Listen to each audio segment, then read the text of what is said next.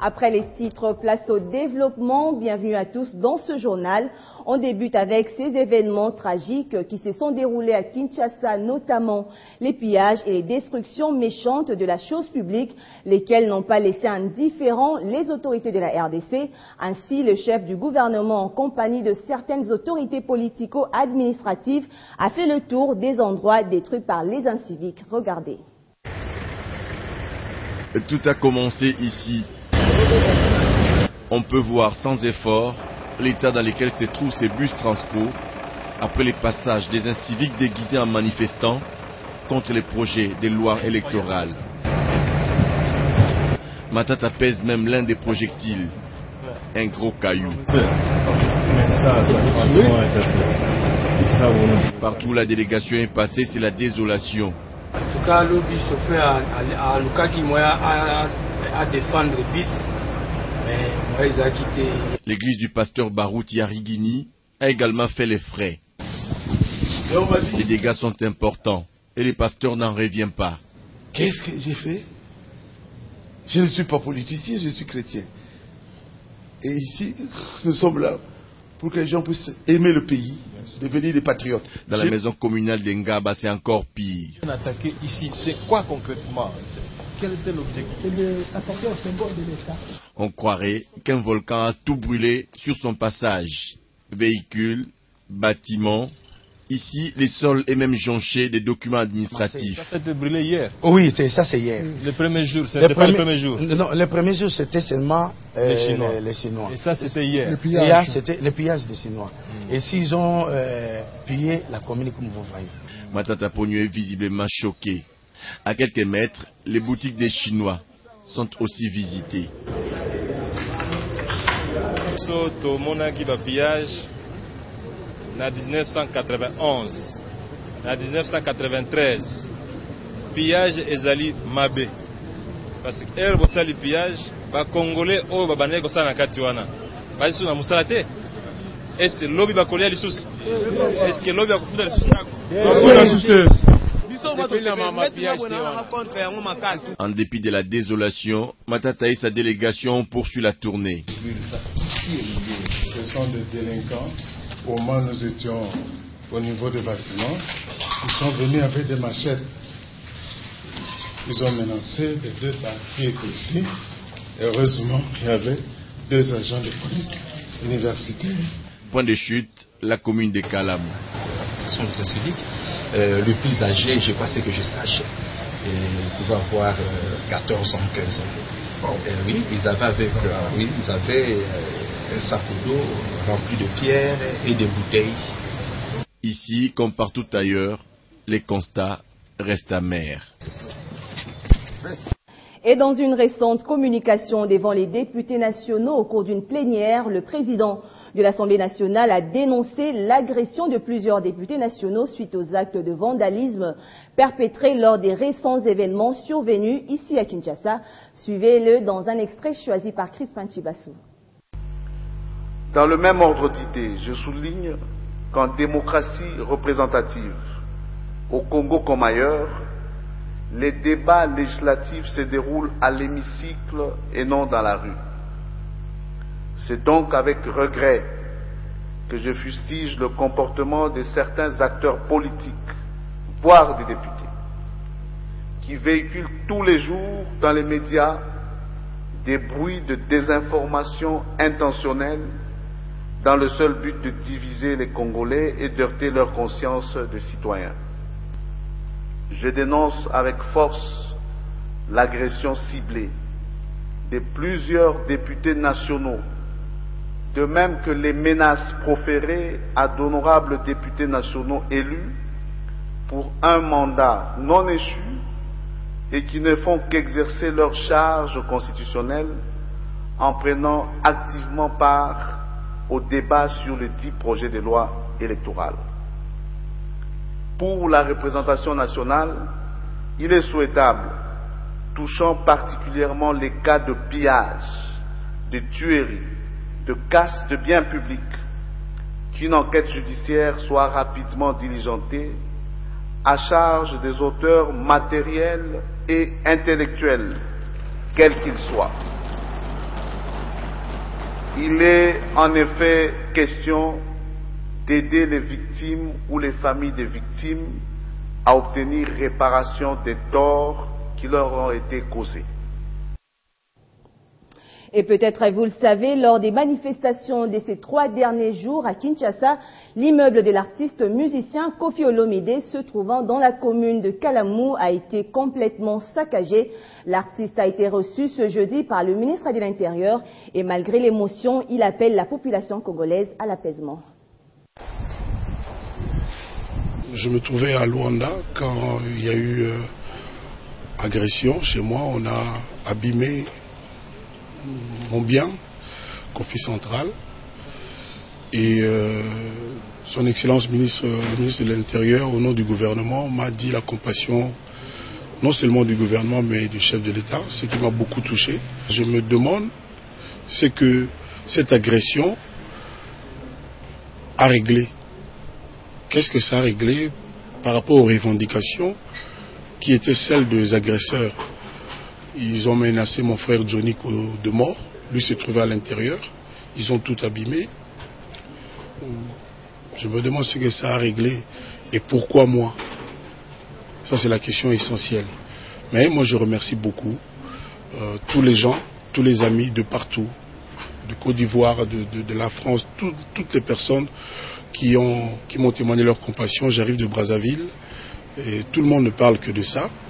Et je ne vois pas le rapport entre la question du jour et le fait d'agresser chez Koffi Olomide. Je ne voudrais pas déviser davantage que ça, parler beaucoup. Je réfléchis, je demande à mes compatriotes d'être apaisés. On ne règle rien dans la précipitation, dans la haine, dans la brutalité. Et puis cette situation qui a perturbé pendant quelques jours la capitale congolaise préoccupe également le procureur général de la République qui, lors d'une visite d'inspection dans différents parquets de la capitale, appelle au strict respect de la loi. Il était accompagné du premier président de la Cour suprême de justice. Redynamiser et s'imprégner et paper du doigt de réalités infrahumaines auxquelles sont confrontés les magistrats et juges de cour d'appel de Matete et Gombe était l'unique objectif de la descente de cette délégation composée du procureur général de la République et les premiers présidents de la Cour suprême de justice. Notre souci de pouvoir nous rendre compte de l'état des lieux, c'est pratiquement une routine dans l'exercice de nos fonctions. Dans leur inspection, les 2 hôtes de marque ont pu dialoguer avec magistrats et ministères publics. Il n'était que normal que nous puissions passer pour prendre la température, pour savoir exactement comment s'est déroulée la journée d'aujourd'hui. Les procureurs généraux de la République, Flori Kabange-Numbi, les ont encouragés et armés de la conviction en vue de mieux exécuter leur mission. Et au juge, le premier président de la Cour suprême de justice a sollicité d'eux de bien user leur indépendance et surtout de bien appliquer et dire les droits. Dans l'actualité également, c'est l'appel au calme de la ministre du Genre, Famille et Enfants, Bijou Mouchitoukat. Dans un message qu'elle adresse aux familles congolaises, la ministre invite la classe politique à privilégier un échange franc dans un esprit démocratique en vue d'instaurer un climat de paix. Je viens devant vous, au nom de la femme de la République démocratique du Congo, adresser à la nation et à l'opinion un message de paix, d'amour et de cohésion. Depuis quelques jours, nous vivons une effervescence qui ne peut laisser indifférente la femme qui donne la vie, qui se doit de la sauvegarder à tout prix. Les opinions divergentes ne devraient en aucun cas servir de prétexte aux violences telles que vécues et observées depuis quelques jours. Nous exprimons notre compassion à l'endroit de toutes les familles qui ont été d'une manière ou d'une autre touchées par ces tristes événements. Les familles de la République démocratique du Congo souffrent encore des conséquences néfastes et profondes des pillages des années antérieures. Nous devrions tirer des leçons des erreurs du passé et de nous interdire d'y replonger. Nous devons jalousement sauvegarder les acquis, protéger les biens publics et privés. La vie humaine est sacrée. Elle doit être protégée. Les droits humains doivent être respectés.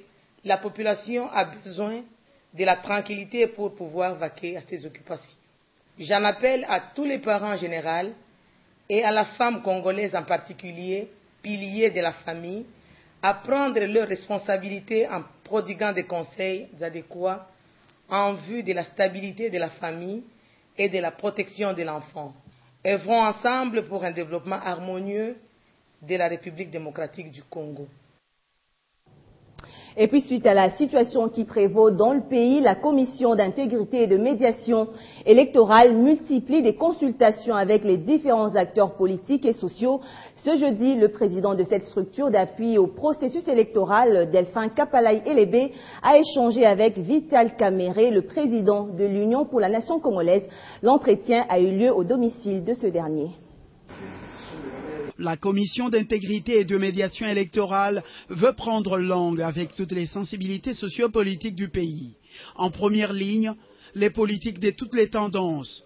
Avec Vital Kamerhe, l'entretien a duré 1 heure. Les deux personnalités ont formulé le vœu de voir la situation politique et sociale s'est normalisée dans l'immédiat au Congo-Kinshasa.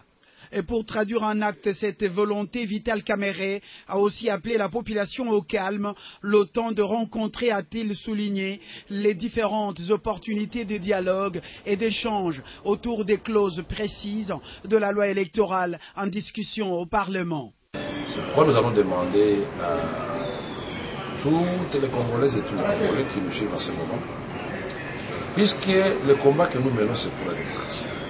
Nous sommes suffisamment mûrs et dotés de sagesse pour que nous puissions sortir notre pays de l'impasse.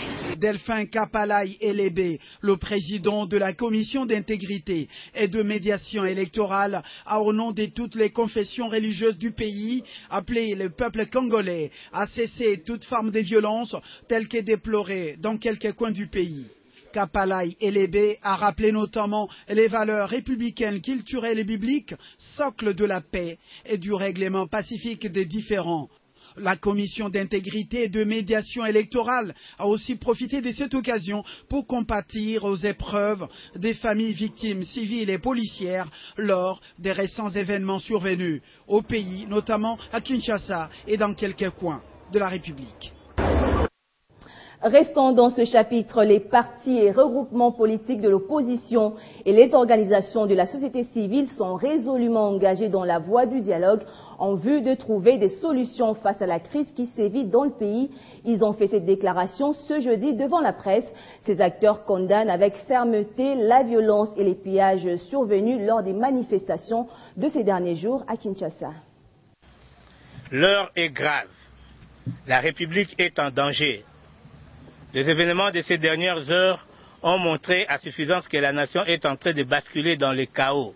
Voilà qui conduit ces acteurs des partis et regroupements politiques de l'opposition, des organisations de la société civile à demander toute affaire cessante une rencontre entre l'opposition parlementaire, extra-parlementaire, la société civile et la majorité présidentielle. C'est pour aboutir, à trouver un accord consensuel en ce qui concerne la loi électorale, à élaborer de manière consensuelle le calendrier électoral, à examiner tout le problème.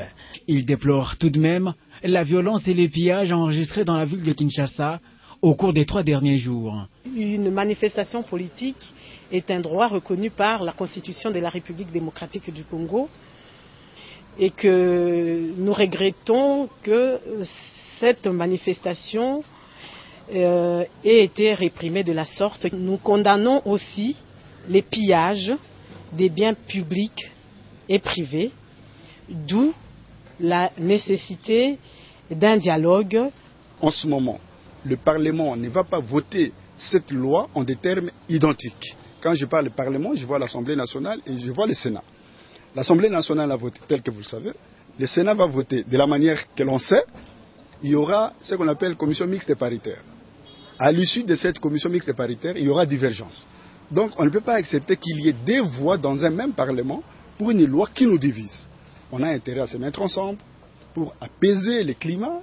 Ces acteurs invitent aussi la communauté internationale et particulièrement la mission onusienne à RDC à s'employer de toute urgence afin que ces assises